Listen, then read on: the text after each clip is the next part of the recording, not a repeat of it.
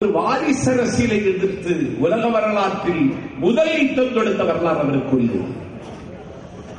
கருணாநிதி என்கிற கயவன் தான் பெற்றுப்பட்ட காலி பயில்களை கொண்டு போய் அரசியல் அதிகாரத்தின் எல்லா நாற்காலியிலும் கொண்டு உட்கார வைப்பதற்கு கருணாநிதிக்கு அவசியம் இல்லாமல் பிறந்த சில பயில்களை திராவிட இயக்கத்தின் பொதுமண்டபத்திலே கோட்டை சிம்மாசனத்திலே உட்கார வைப்பதற்கு ஆசைப்பட்டார். மக்கள் திலகம் வெட்டி வீசி எறிகிற நகத்திற்கு ஈடு கொடுக்க மாட்டான் கருணாநிதி மூத்த மகன் மூக்கா முத்து. அந்த பயலை கொண்டு போய் முன்னிறுத்தி மக்கள் திலகத்தை அவன் கொச்சைப்படுத்தினான் கருணாநிதி. திராவிட இயக்கம் ஒரு குடும்பத்தின் கையில் சீக்கப் போகிறது என்று தெரிந்து கொண்டதற்கு பிறகு மக்கள் திலகம் இந்த மண்ணில் அனைத்து இந்திய அண்ணா திராவிட முன்னேற்ற கழகத்தை இந்த மண்ணிலே தொடங்கினார். நான் மக்கள் திலகம் எம்ஜிஆரின் பிறந்த நாள் விழாவில் கடல் போல் திரண்டிருக்கிற இந்த மகத்தான மகாநாடு நிகழ்த்த பொதுக்கூட்டத்தில் நாடாளுமன்ற தேர்தலுக்கு நாடு அணியமாகி வருகிற முக்கியமான காலகட்டத்தில் நான்கில் சம்பத்தை நினைவூட்டுகிறேன் என்ற ஆபத்து நீங்கி இருக்கிறதா? அந்த ஆபத்திலே இருந்து திராவிட இயக்கம் மீட்கப்பட்டிருக்கிறதா? அந்த ஆபத்திலிருந்து திராவிட இயக்கத்தை மீட்பதற்கு நாடு தயாராகக்கூடிய சூழல் இன்றைக்கு இருக்கிறதா? அன்றைக்கு ஒரு மகனை முன்னிறுத்தினான்.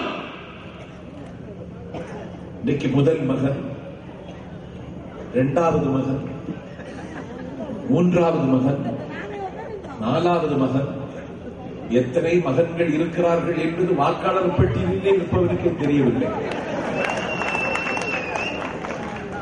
வைப்பாட்டி மகள் எல்லாரையும் கொண்டு போய் திராவிட இயக்கத்தின் பொது மண்டபத்தில் வச்சுட்டானே. திமுகவில் இறுதி தர வேண்டிய கட்டாயத்தில் இருக்கிற பெருமக்களுக்கு நான் சம்பத் கேட்கிறேன், இது எவ்வளவு பெரிய அராஜகம். மக்கள் திலகம் எம்ஜிஆர் இந்த மண்ணில் முதலமைச்சர்.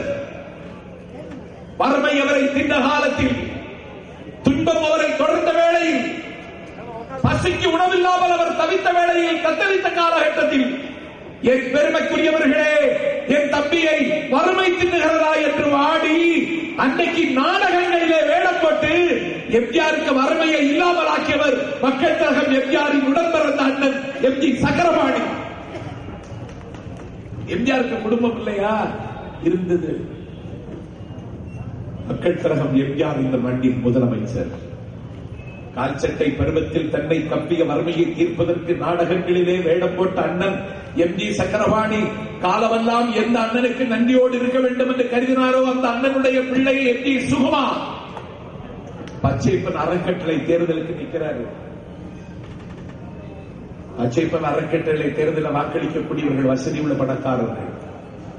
அதற்கு பப்ளிக்கு தெரியாது எலெக்ஷன் நடக்கிறது. அந்த வாக்காளர்களுடைய முகவரி தெரிந்து கொண்டு சக்கரபாணியினுடைய புதல்வர் எம்ஜி சுகுமார் வீடு வீடாக போய் கேட்டார், எனக்கு ஓட்டு போடுங்க, பச்சைப்பன் அறக்கட்டளை தேர்தலுக்கு நிற்கிறேன். நான் யாரு தெரியுமா? தமிழ்நாட்டின் முதலமைச்சர் எம்ஜி ராமச்சந்திரனுடைய அண்ணன் மகன் எம்ஜி சுகுமார் என்று எம்ஜிஆருடைய அண்ணன் மகன் என்று உரிமையை அவர் எடுத்துக்கொண்டு வாக்கு கேட்டார்.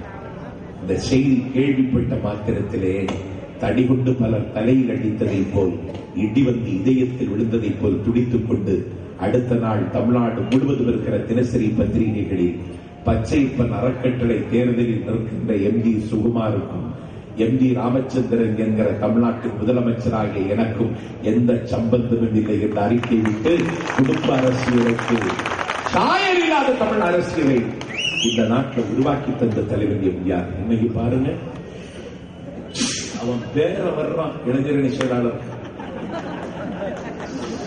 அதுக்கு தயாராயிட்டான். இன்னொரு பேர மதிலிருந்து போர்க்கடி தூக்குறான்.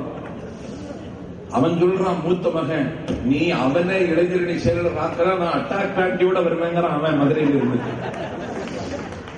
நான் கேட்கிற, யாருக்கும் குடும்பம் இல்லையா? எனக்கு ஒரு குடும்பம் இருக்கு. என் குடும்பத்தில் இருக்கிற என் பிள்ளைகள் நான் இருக்கிற கட்சியில் இருப்பார்கள். இது உலகத்தில் பொது விதி. நான் கருணாநிதி கேட்க வரப்பட